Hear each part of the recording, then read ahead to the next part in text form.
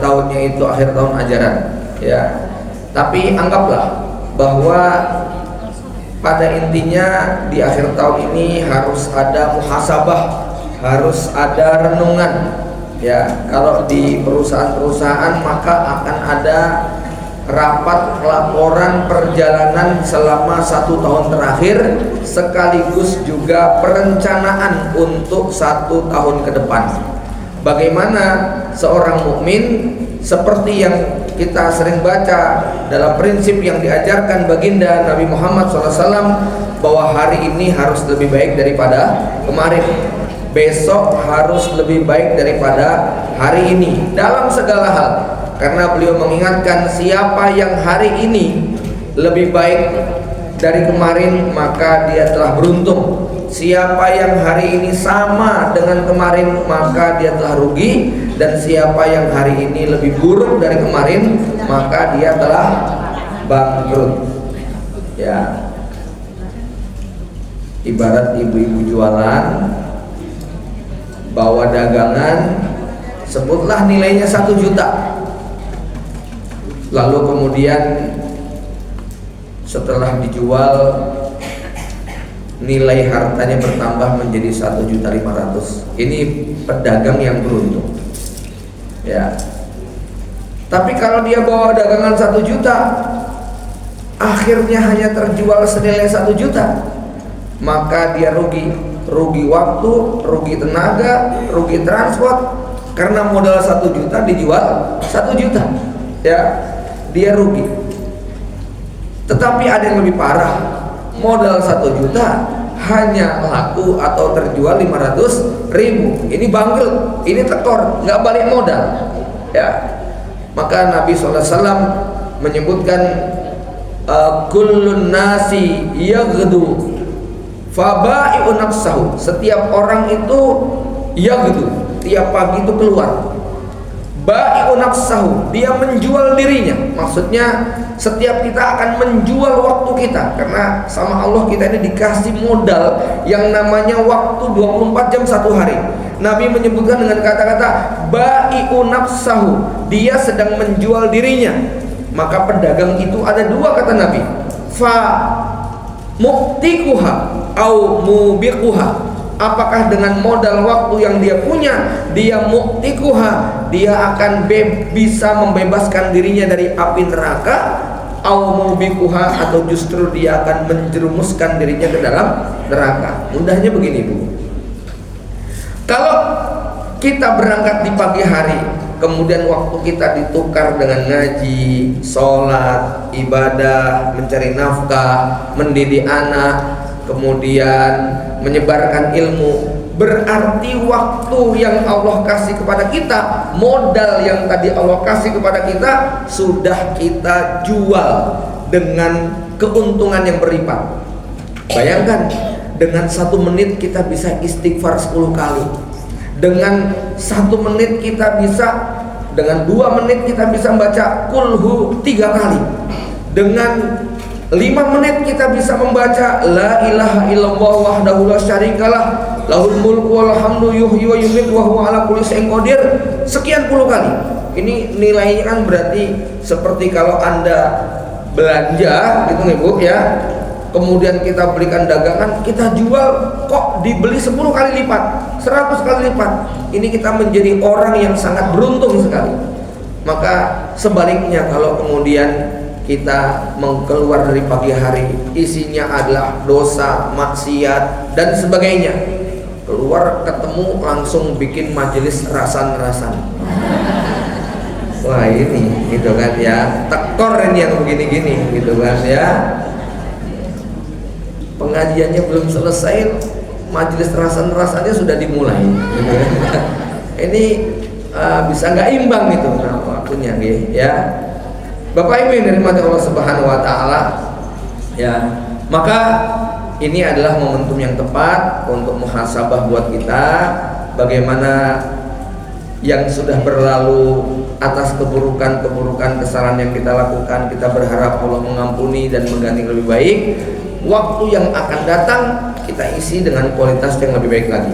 Jamaah yang dirahmati Allah, saya sedikit bercerita oleh atas perjalanan yang hampir 1 bulan. Jadi kami tepat 1 bulan yang silam tanggal 26 terbang ke Jeddah ya, mengikuti daurah tadabbur Quran yang kemudian ya tentu saja di Mekah pasti ada umroh plus tadabbur Quran yang dilaksanakan oleh Yayasan An-Nabaul Azim, yayasan yang ada di Mekah yang mengadakan kegiatan-kegiatan daurah, pelatihan dan sebagainya terkait dengan bagaimana mereka ingin mensosialisasikan metode 5T dalam tadarus Quran, yaitu kalau disingkat namanya tamhid, kemudian tilawah, kemudian tafsir wa tarjamah, kemudian tadabbur, baru yang terakhir adalah tazkiyah.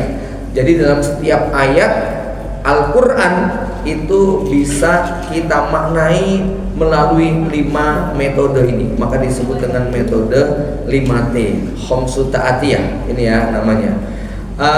Masya Allah, kegiatan ini sangat membantu kami para duat, karena pesertanya rata-rata para duat pimpinan pondok, disyaratkan bisa berbahasa Arab dengan aktif ya, kemudian mengisi kajian Al-Quran, maka yang hadir rata-rata memang para asatidz semuanya. Dan alhamdulillah para masyayikh cukup senang di gelombang kali ini karena pesertanya memang sudah lebih seragam dibandingkan dengan yang sebelumnya, dimana mungkin sebelumnya banyak yang belum bisa bahasa Arab, tetapi kali ini peserta yang hadir mayoritas mampu bisa mencerna daurah ini karena pengisinya memang orang Arab asli, jadi nggak bisa bahasa Indonesia gitu ya.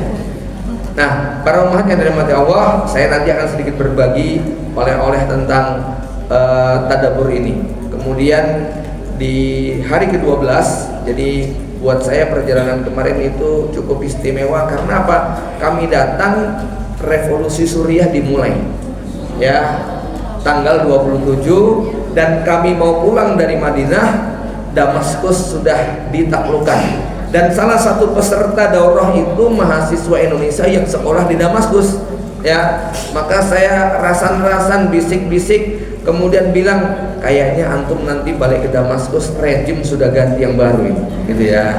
Dan ternyata menjadi kenyataan, walaupun itu tentu berdampak ya, dimana beliau sampai hari ini masih tertahan di Mekah, belum ada pesawat yang bisa membawa ke Damaskus karena situasinya masih belum stabil, ekonominya, politiknya, bandaranya, untuk para mahasiswa yang dievakuasi dan sebagainya, karena memang dulu Damaskus itu sepenuhnya berada di dalam kekuasaan rejim Bashar Assad Nusairiyah ya. Walaupun ketika saya tanya beliau, gimana antum sekolah di Damaskus? Ya Ustadz, walaupun mayoritas itu rejim Syiah Nusairiyah, tapi alhamdulillah untuk menteri agamanya masih Ahlus Sunnah ya, menteri pendidikannya masih dari Ahlus Sunnah, sehingga relatif kami tetap masih bisa belajar. Nah, ini dengan rezim berganti yang sepenuhnya insya Allah Ahlus Sunnah, semangatnya untuk kepada syariat Allah Subhanahu wa Ta'ala luar biasa ya, karena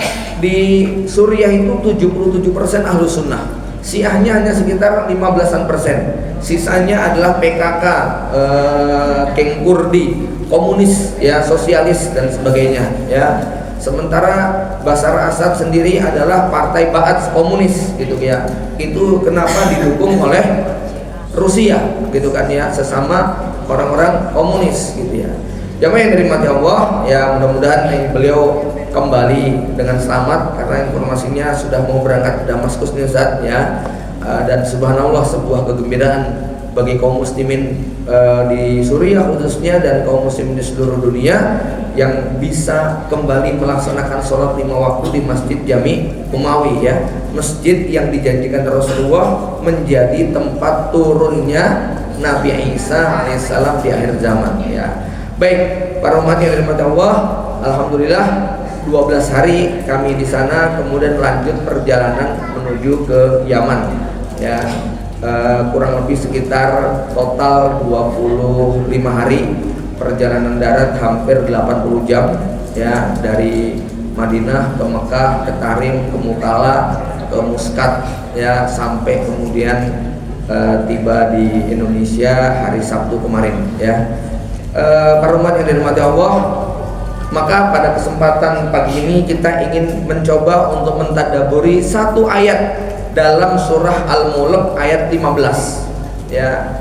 Tiba-tiba saja ayat ini menjadi sebuah inspirasi kami praktekkan dalam kajian tadabbur keluarga ya, tentang perintah Allah Subhanahu wa taala untuk bersafar, berkeliling ke muka bumi. Ini ayat tentang pentingnya wisata kuliner, Bu. Gitu ya. Ya, jadi dalil wisata kuliner itu ayat 15 surat Al-Mulk gitu ya.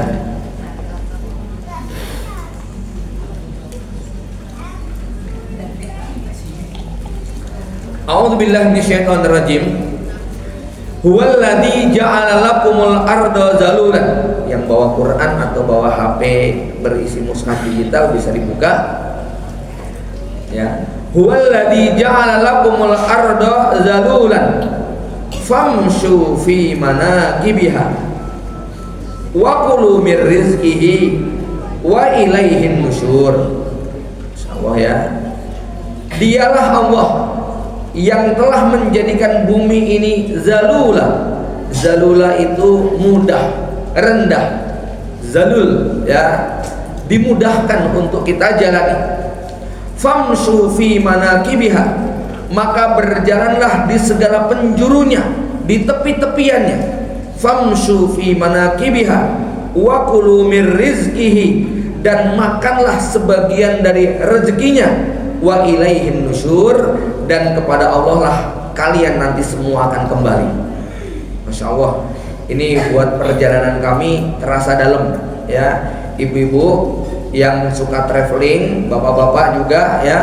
Ya mungkin traveling itu kan berlevel ya. Ada yang regional, ada yang nasional, ada yang internasional gitu ya. Mau baik yang regional, nasional maupun internasional, semuanya bisa mentadaburi ayat ini. Mari kita perhatikan bagaimana Allah Subhanahu wa taala memberikan sebuah pesan yang begitu mendalam. Ini ayat kalau kita tadaburi pada kehidupan kita akan menemukan banyak sekali insight. Jadi ini tadi di awal saya sudah katakan ini akhir Desember 2024 ya. Pasti kita punya banyak pengalaman pahit. Kita punya banyak perjalanan hidup yang kurang menyenangkan ya. Kalau hari ini ada yang suasana hatinya sedang gelisah, ada yang kondisi ekonominya sedang terpuruk, ada yang keadaan rumah tangganya sedang terjerembab, ada yang situasi sosial dan sebagainya sedang tidak menguntungkan, mari kita renungkan bagaimana rahmat dan kasih sayang Allah yang begitu luar biasa kepada kita semuanya, sehingga kita bisa terbebas dari itu semua. Jadi begini para umat jamaah yang dirahmati Allah ya, hampir sebagian besar yang bikin hati kita resah, bikin pikiran kita ini kacau, bikin hidup kita sempit, semangat kita mungkin melemah, ataupun keadaan hati kita tidak nyaman, ini nomor satu rankingnya adalah pikiran. Ya betul. Maka penyakit yang ditimbulkan dari pikiran itu kemana-mana gitu ya. Sing mikir utang ya, sing mikir anak durhaka, yang mikir suami lari dari tanggung jawab, yang mikir tetangga julidnya nggak rampung-rampung, yang mikirkan atasan ngomel-ngomel marah setiap kita berangkat kerja, yang mikirkan tagihan ini itu. Masya Allah ya, ini saya yakin cukup mewakili sebagian besar kita, ya. Pikiran, nggak ada satupun di antara kita yang nggak kepikiran tiap hari, mesti mikir sesuatu. Dan hebatnya ibu-ibu sekalian, pikiran itu adalah sesuatu yang tidak bisa dihentikan. Saya yakin jenengan ini walaupun menatap mata saya, tapi pikirannya bisa kemana-mana gitu, ya. Kayak toe ngaji ya, kayak toe ngaji gitu kan ya, ngadep ke sini tapi di sini nggak karu-karuan gitu loh ya, ya kelihatannya makan gitu ya, tapi di sini nyut-nyutan gitu loh ya. Memang pikiran itu nggak bisa dihentikan, dia bisa mengembara, berkelana ke entah berantah, ya. Nggak bisa di stop yang namanya pikiran itu. Yang bisa menyetop pikiran kita cuma satu, zikir. Ya, ini penting sekali ibu-ibu. Jadi dalam suasana pikiran jenengan itu mengembara, berkelana nggak karu-karuan, yang bisa menyetop adalah zikir. Zikir itulah yang akan menghentikan pikiran yang nggak karu-karuan, gitu loh, ya. Maka kalau jenengan lagi mikirin yang enggak, apalagi maaf yang namanya perempuan, ibu-ibu, salah satu yang membedakan antara perempuan dengan laki-laki, wanita dengan pria ini, apa yang membedakan? Alam pikirannya, di mana otak kanan dan kiri perempuan itu terhubung oleh korpus kolosum yang tebal dan lebar, sehingga hal yang nggak berhubungan pun dengan gampang dihubung-hubungkan, gitu loh, ya. Yang nggak nyambung itu begitu gampang disambung-sambungkan. Itu yang bikin perempuan itu nggak karu-karuan, ya. Sebuah informasi kecil yang bagi kaum laki-laki itu biasa, nggak ada urusan, bagi perempuan itu urusan besar, gitu, ya. Salah satu yang membuat laki-laki itu jengkel sama perempuan, maksudnya suami itu sebel sama istri, males untuk dengerin omongannya, ya. Itu diantaranya apa? Perempuan itu nggak bisa membedakan mana penting, mana sangat penting, mana tidak penting. Semuanya dianggap penting, ya. Dan harus diceritakan karena sangat penting, mendesak, begitu kan. Sesuatu yang habis suami mendengar, alah mekor koyo ngono aja, gitu loh, ya. Itu laki-laki pikirannya gitu, kayak begitu aja heboh, begitu, ya. Itu satu yang bikin laki-laki males denger. Yang kedua, perempuan itu lupa sudah cerita berapa kali. Karena perempuan itu adalah ahli sejarah yang tidak bisa dikalahkan, gitu ya. Memorinya begitu kuat untuk mengenang, begitu kan, ya. Maka suami ketika mendengar cerita istri, kata suaminya apa? Wes ping pitu loh deh bulan bareng, gitu ya. Jengkel nggak istrinya digituin, padahal dia merasa baru pertama kali menyampaikan, gitu ya. Ya begitulah, ya. Baik, ya main rahmat Allah. Maka mudah-mudahan, ya, jadi tadi ya, yang bikin kita pening, sakit itu banyak pikiran. Padahal pikiran itu biasanya berputarnya di dua hal. Satu, terhadap sesuatu yang sudah berlalu, namanya memori. Dua, terhadap sesuatu yang akan datang, namanya ekspektasi. Dan dua-duanya itu imajinasi, ya. Nyata atau hayal? Hayal, gitu loh, ya. Sesuatu yang sudah berlalu namanya memori, sesuatu yang akan datang namanya ekspektasi, dan dua-duanya imajinasi yang dihasilkan oleh pikiran kita sendiri, tidak nyata, gitu loh, ya. Ini yang bikin kita itu masya Allah stres, gitu kan, ya. Padahal yang nyata di depan mata sampai nggak bisa dinikmati. Makanan lezat terasa hambar, suasana sejuk terasa panas. Kenapa? Karena pikiran, ya. Karenanya kita coba mentadaburi, mengingat ayat-ayat Allah Subhanahu wa taala. Inilah nanti yang akan membuat kita menjadi tenang, mudah-mudahan. Ala bidzikrillahi tatmainnul qulub. Huwallazi ja'ala lakum arda zalula. Dialah Allah yang telah menjadikan bumi ini mudah bagi kamu. Para ummahat yang dirahmati Allah, ini ayat ada 4 potong kalimat yang kita bisa pisah, ya. Pertama adalah huwallazi ja'ala lakumul arda zalula. Allah telah menjadikan bumi ini dimudahkan untuk kita lewati. Ini pertama. Yang kedua apa? Famshu fi manakibiha. Perintah untuk jalan-jalan, perintah untuk mengembara, ya, berjalanlah di segala penjurunya. Ini perintah untuk melakukan traveling, touring, siyahah, jalan-jalan, ya, bersafar. Kemudian yang ketiga apa? Wa kulu mir rizkihi. Makanlah dari sebagian rezekinya. Allah nggak menyebutkan makanlah makanan, tetapi apa? Allah menyebut dengan kata-kata rezeki. Nanti rezeki itu lebih luas dari gaji, lebih luas dari makanan, lebih luas dari minuman, gitu kan ya. Kemudian yang keempat, Allah mengingatkan wa ilaihin nusyur, kepada Allah lah kamu akan kembali. Saya akan coba untuk random saja ya, bebas acak untuk mencoba mengeksplor ayat ini pada pengalaman masing-masing kita ya. Pertama, Bapak Ibu yang dirahmati Allah, tanamkan di dalam diri kita bahwa bumi ini oleh Allah sudah ditundukkan.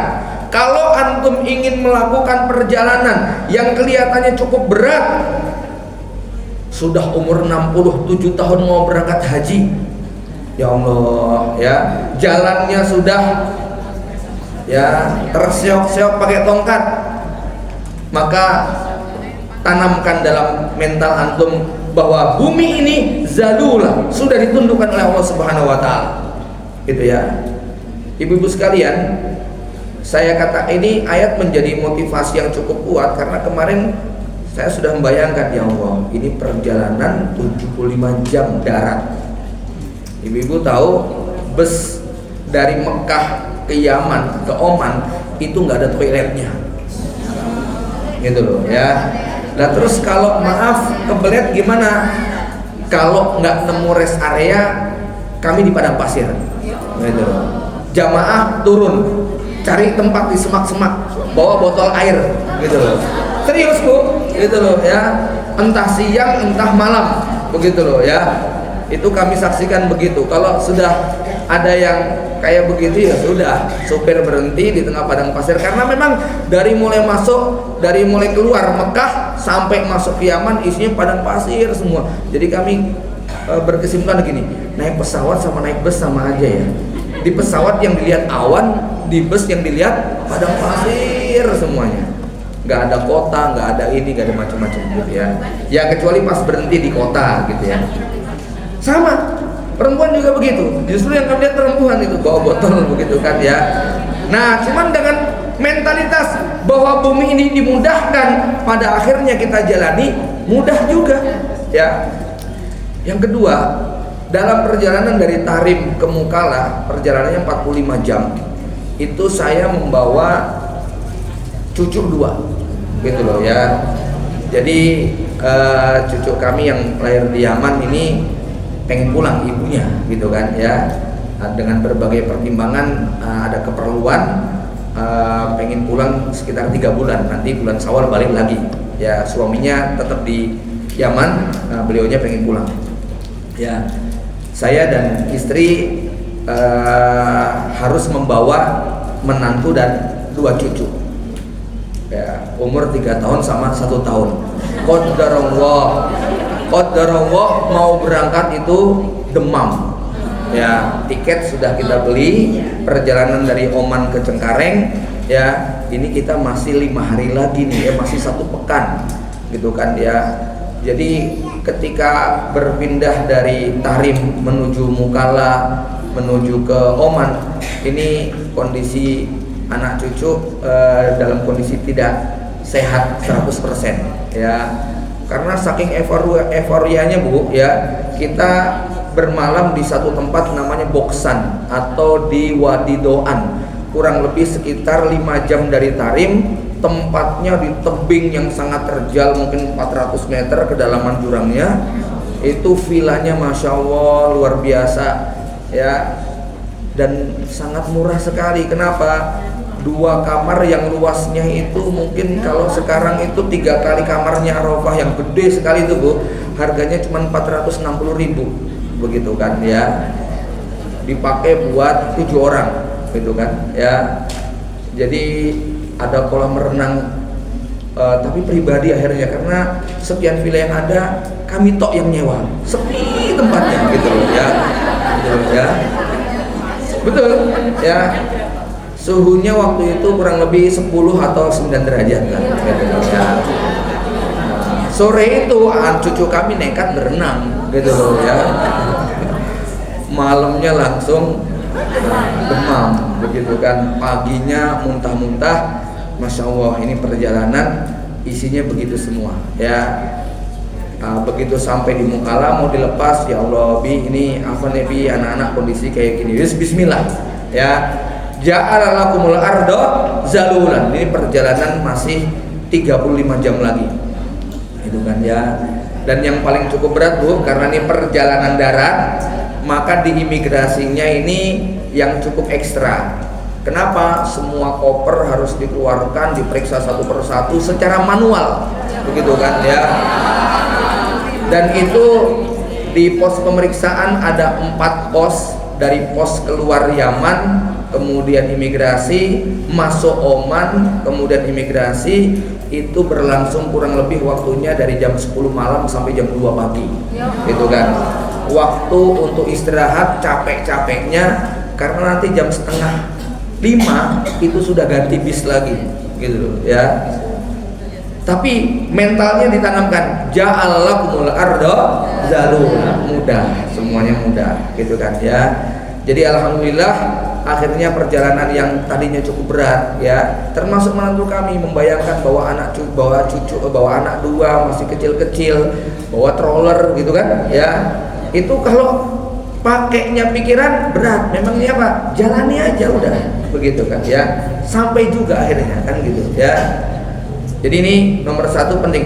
Ibu-ibu sekalian, nanti berada dimanapun, sebutlah pengantin baru dibawa suaminya ke tempat yang barangkali nggak pernah terbayangkan, gersang, kering kerontang ataupun ekstrim dinginnya, maka apa? Ja'alalakumul ardo zalula. Ingat, ayat ini turun 15 abad yang lalu, belum ada pesawat, belum ada kapal laut, belum ada bus, belum ada kendaraan seperti sekarang, tapi Allah sudah menjanjikan ja'alalakumul ardo zalula. Maka buat siapapun yang merasa stres kalau di perjalanan, ingat ayat ini. Allah sudah menjadikan bumi ini mudah ya. Allah sudah tundukkan bumi ini untuk kita jelajahi ya. Maka ayat yang kedua berbunyi kalimat yang kedua berbunyi famshu fi manakibiha, maka berjalanlah di penjuru-penjurunya ya. Apa tadabbur daripada ayat ini? Kalau jenengan sedang stres, depresi, kemudian hidup nggak nyaman, stagnan, maka perintahnya famshu fi manakibiha, coba keluar rumah ya, cari suasana baru ya. Perlu mencoba mencicipi kuliner baru, karena ayat berikutnya nanti kuliner, gitu kan ya. Dan biasanya kita akan menemukan sensasi yang baru, mencicipi menu-menu yang aneh-aneh, begitu kan ya. Kalau mau keluar rumah, apalagi keluar negeri Bu, gitu ya, itu nanti akan menemukan menu-menu yang aneh-aneh, begitu kan ya. Dan saya akhirnya punya kesimpulan, tidak ada negeri yang lebih sensasi dan eksotik ya tentang kulinernya melebihi Indonesia. Dengan kalau ke Mekah nemunya paling kebuli, nasi mandi, enggak kambing ayam, begitu kan ya, semacam itu ya. Jamaah dari mata Allah Subhanahu wa taala, famsu fi manakibih, harus keluar gitu ya. Kemudian yang ketiga apa? Wa kulu mir rizqihi, makanlah dari sebagian rezeki yang Allah berikan. Ini isyaratnya begitu kuat dan mendalam. Dimanapun bumi dipijak, di situ kita akan menemukan ada rezeki. Ini kalau Anda jadi istri di bawah suami ya, takut di sana belum punya pekerjaan, takut di sini kalau ganti profesi nanti bagaimana? Kulu mir rizki, di setiap bumi Allah pasti ada rezekinya, itu ya. Ini harus ditanamkan dalam diri kita. Selalu ada rezeki dimanapun bumi kita ya, kita pijak, di situ ada rezeki yang sudah Allah siapkan untuk kita ya. Tetapi kata-kata kulu mir rizkihi, kadang-kadang rezeki kalau kita keliling dunia itu beda-beda. Ada rezeki mata, kita melihat pemandangan yang sangat indah sekali ya. Anda akan bersyukur ketika berada di padang pasir. Masya Allah, nikmatnya kalau jalan-jalan di Indonesia ya. Ibu-ibu sekalian, Eropa memang menyajikan keindahan alam yang sangat luar biasa. Tapi paling sedih kalau sudah masuk waktu sholat, gitu loh ya. Nyari masjid sangat susah sekali, gitu kan ya. Perjalanan ke Eropa saya catat ada 3 yang paling berat. 1, makanannya itu nggak enak. Kalau nggak kecut asem, begitu kan ya. Tuh ya. Iya, sama. Ya, ya, pokoknya gitu ya. Makanannya nggak ngena, lidah kita kena roaming semuanya, gitu loh ya. Ya. Yang kedua, harganya sangat mahal. Ya, lawang air mineral harganya 1,5 euro, 25.000, begitu kan ya. Satu porsi makanan rata-rata 10 sampai 15 euro, 200 sampai 400.000, begitu loh, satu porsi, gitu loh ya. Yang ketiga, nyari halalnya sangat susah, begitu loh. Ini trip aja ya, kalau suatu saat di antara jamaah ada yang kok punya rencana traveling ke bumi Eropa, pengen lihat, kata Rasulullah, nanti Roma akan ditaklukkan, kayak apa sih ibu kota Italia ini, begitu ya. Maka Anda kalau sudah niat pengen sampai ke sana, memang perlu bawa menu Indonesia, rice cooker, beras, abon, rendang dan sebagainya harus dibawa. Kalau perlu ya.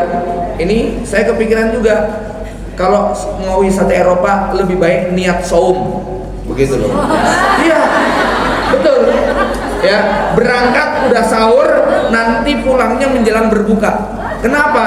Di sepanjang Anda jalan-jalan nggak akan menemukan makanan yang enak, gitu loh. Ya, ini serius Bu, ya. Hah? Oh enggak, ya biasa aja lah. Kalau waktunya di beberapa negara, iya, Belanda dan misalnya yang agak utara, iya. Tapi kalau wilayah Eropa, Jerman, Italia itu masih normal semuanya, begitu kan? Itu kan masih tengah-tengah dekat Khatulistiwa, ya. Ya. Yang ketiga, karena yang nyari yang halal itu susah sekali Bu, begitu kan, sangat susah sekali. Makanya, tapi kalau dengan wisatanya di wilayah Timur Tengah, ya Allah, sudah jauh-jauh ke Mekah kok makan bakso lagi ya, eman-eman ya. Kok bisa-bisa menikmati kebuli, mandi, gitu kan ya, dinikmati menu-menu yang begitu ya. Baik ya, kul min rezeki. Kadang-kadang ada rezeki berupa rezeki untuk mata, ada rezeki untuk telinga, ada rezeki untuk kulit kita. Masya Allah, sensasinya masuk kulkas Bu, gitu kan ya. Loh, serius, gitu kan ya. Jadi dulu terbayang ketika membaca cerita tentang pegunungan Alpen yang minus 10 ya, ternyata bisa kesampaian, oh gini tuh rasanya minus 10, begitu kan ya. Ternyata masih bisa bergerak, begitu kan ya. Berada di dalam kulkas itu rasanya kayak begini, begitu kan ya. Ada rezeki buat kulit kita ya, ada rezeki buat hati kita. Di sini jenengan makan tahu tempe merasa bosan, coba jenengan di Yaman Bu, ya Allah, tahu tempe itu super istimewa, begitu, harganya lebih mahal daripada daging. Jadi jenengan kalau di sini makan tempe tahu merasa miskin, itu jenengan salah tempat aja, gitu loh ya. Nek di Yaman tuh kayak sultan, gitu loh ya. Jadi ada kawan kita, dia umroh atau haji, pengennya irit, masuk warung makan, aku yang irit-irit aja lah, tempe, gitu loh ya. Ya, karena bayangan dia di Indonesia tempe sepotong 500, begitu loh ya. Ternyata harganya lebih mahal dari daging, gitu kan ya.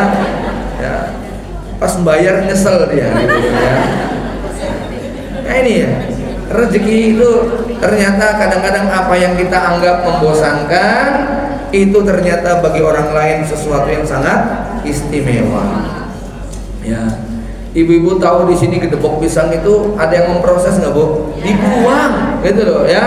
Coba jalan-jalan ke Eropa, itu gedebok pisang dijual satu potong harganya mahal sekali, begitu kan ya. Karena susah dan langka di sana, dan di sana dimasak kayak begitu ya. Kulu min rizkihi ya. Jamaah yang dirahmati Allah Subhanahu wa taala, Ini saya melihat bahwa yang namanya traveling itu sangat identik dengan penguasaan kuliner.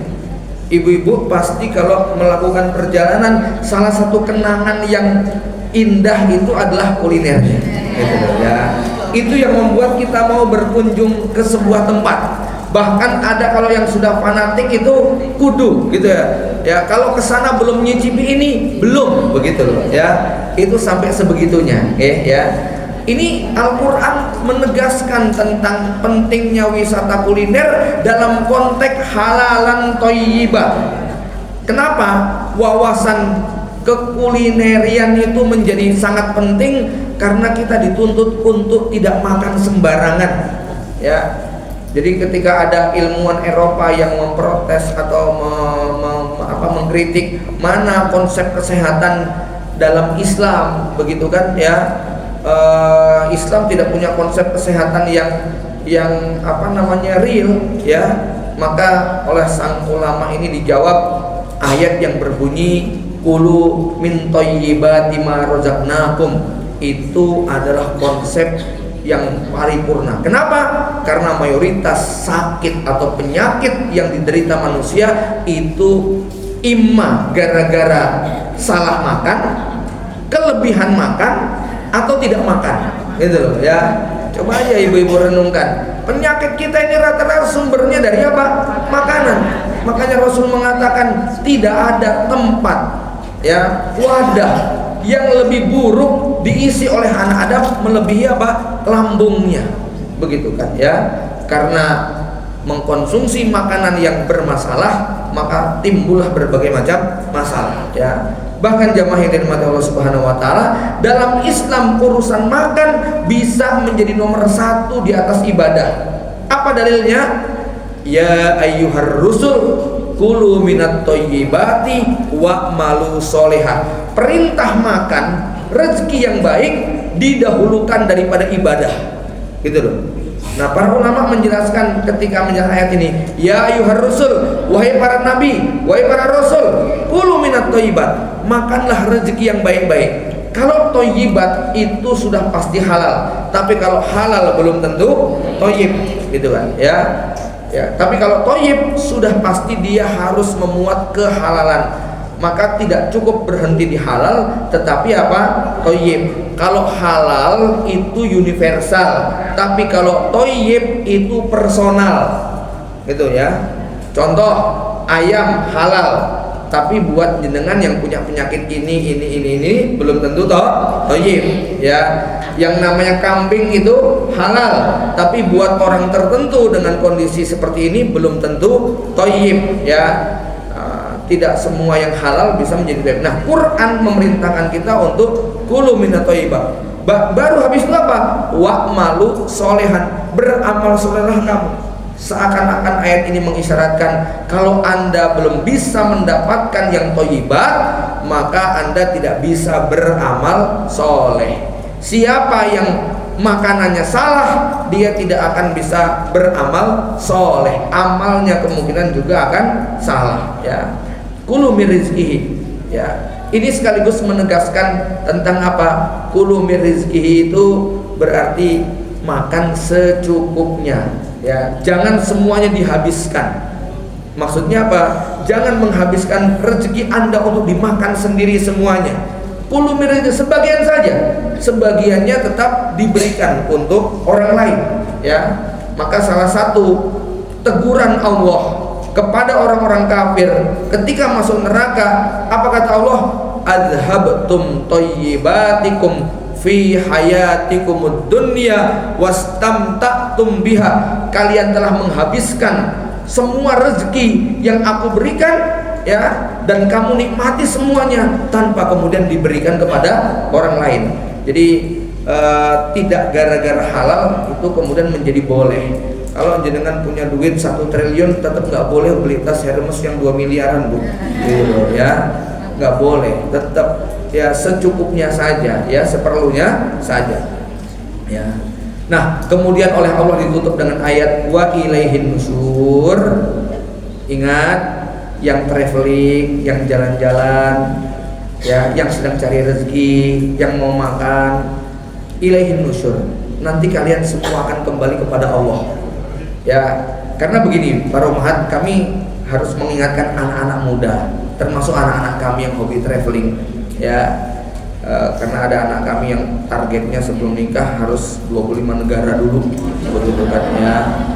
Ini sudah dapat 15 negara begitu loh ya.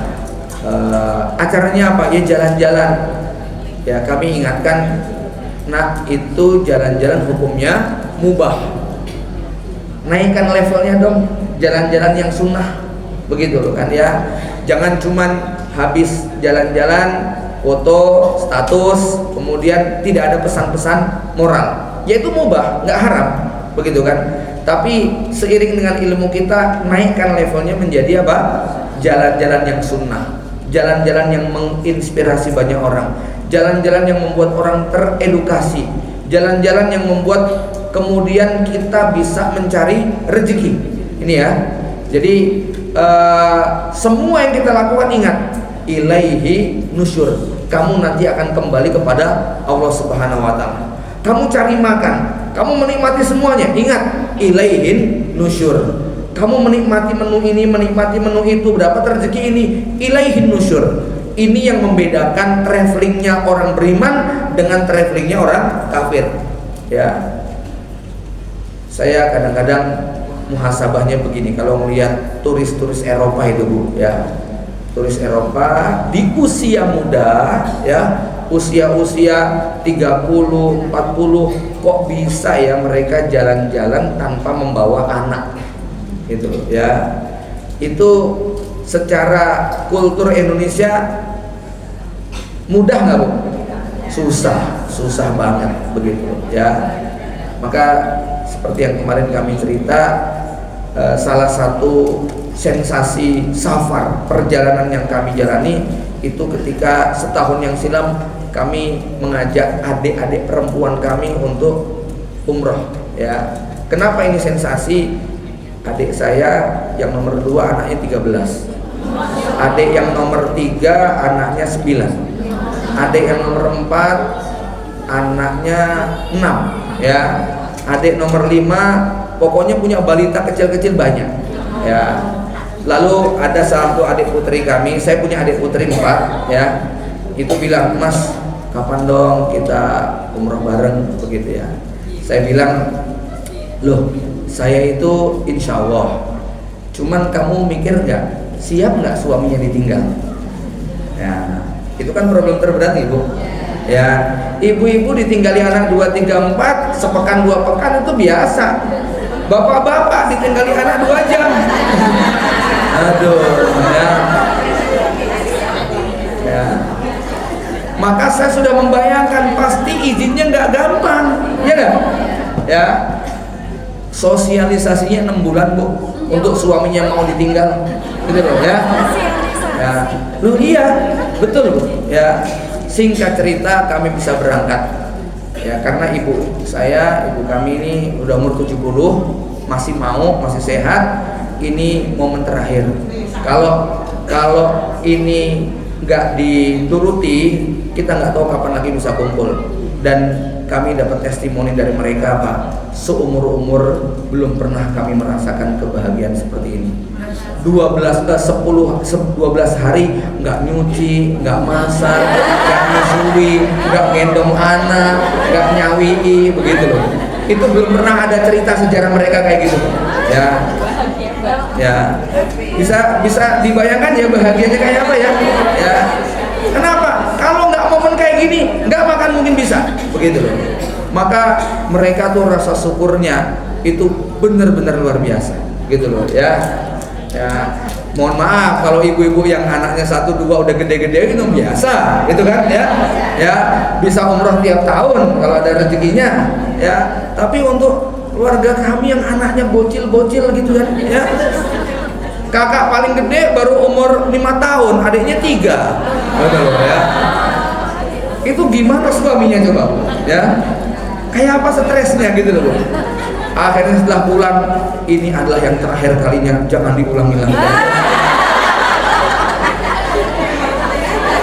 Masya Allah ya.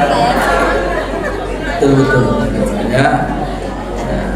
Tapi memang kami berpikir ini kalau nggak sekarang sulit untuk terulang. Makanya buat mereka ini adalah safar yang paling istimewa ya.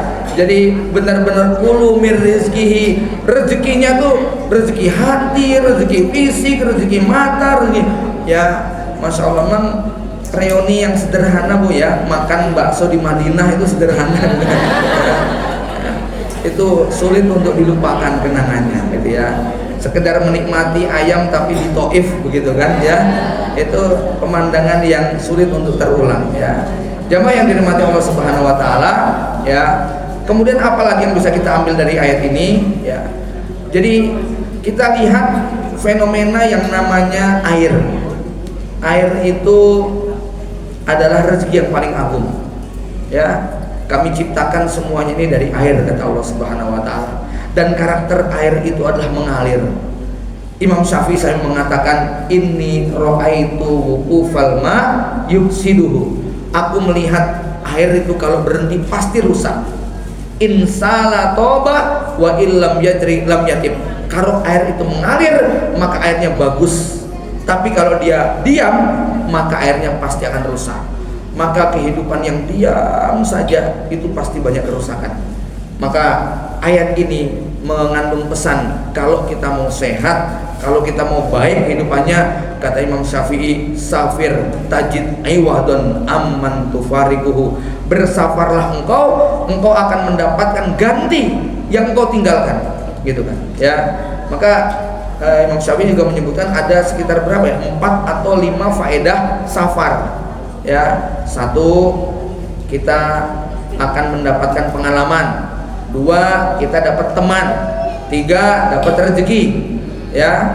Kemudian 4, kita akan mendapatkan ganti yang kita tinggalkan ya. Kemudian kita dapat ilmu dan adab, karena kita memang perlu belajar ya dari adab-adab masyarakat setempat gitu ya. Ibu-ibu yang sudah pernah umroh mungkin pernah dikejutkan ya, ketika maaf masuk toilet kok ternyata ada yang ditinggalkan gitu loh.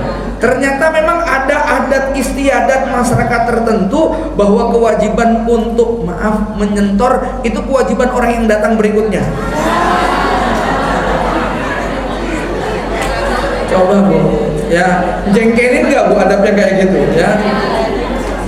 Kok air berlimpah gitu kan ya, lah kok kewajibannya kewajiban orang yang datang berikutnya gitu loh ya.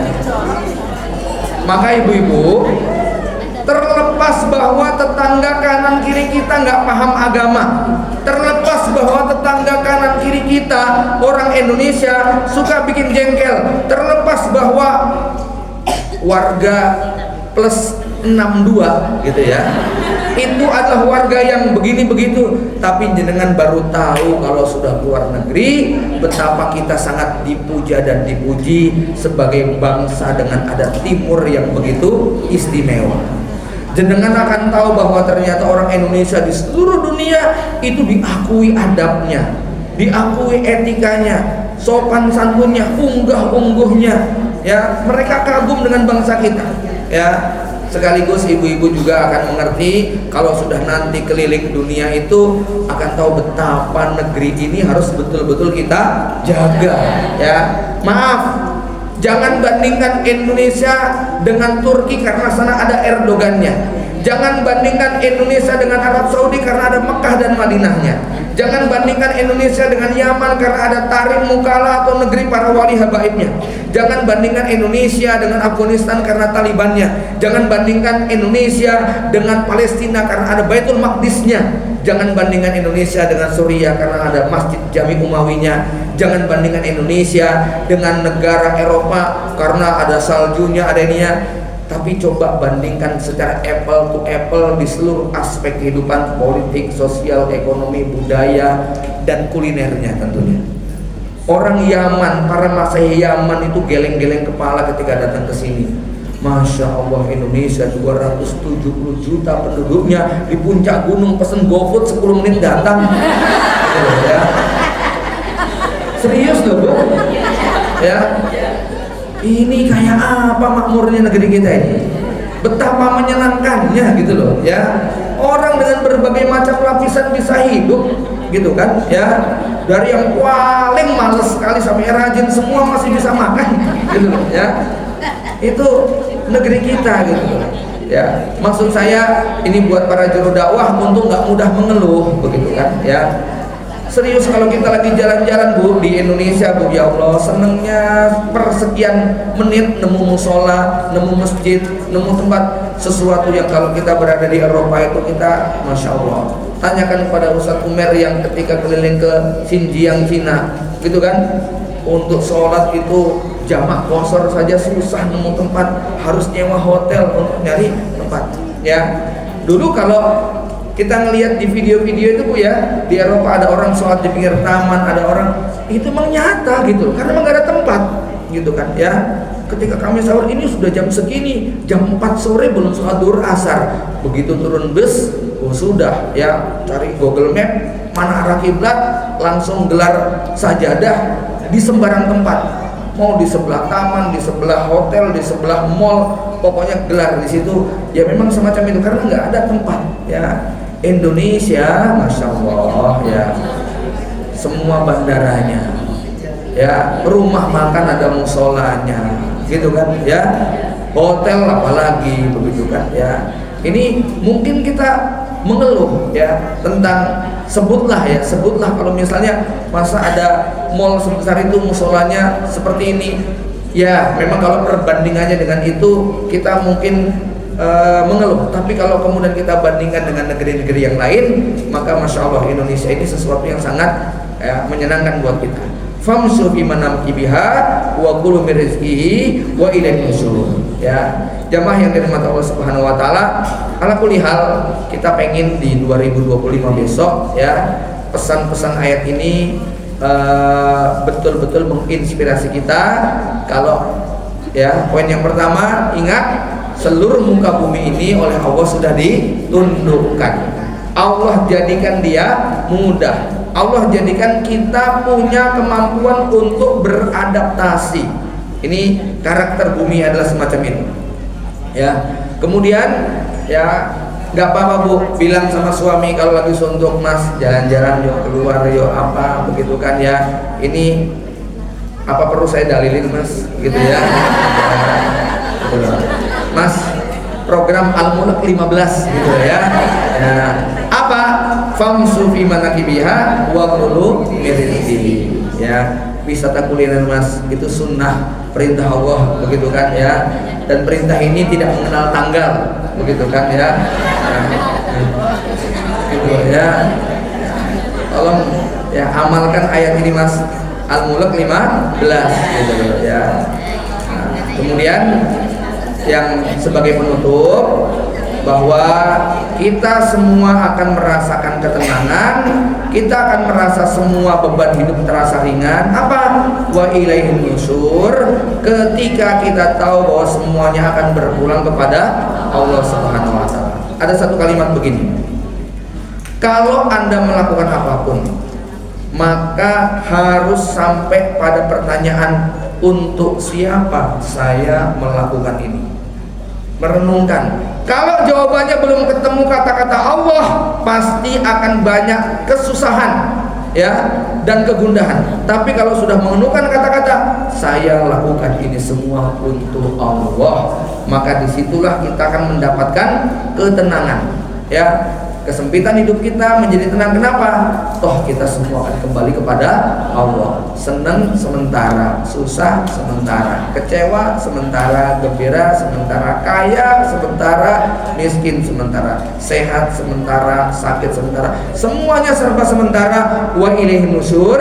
Maka ketika kita sudah meyakini bahwa pada akhirnya kita akan kembali kepada Allah, disinilah kita kemudian akan merasakan ketenangan, karena sudah tidak ada lagi perbedaan pada setiap kita, semuanya kembali kepada Allah Subhanahu wa taala. Demikian para umat yang dirahmati Allah, mudah-mudahan sedikit oleh-oleh ini berfaedah buat kita merancang kembali 2025 yang lebih baik lagi dari sekarang. Aku qouli hadza wa astaghfirullah wa lakum. Assalamualaikum warahmatullahi wabarakatuh.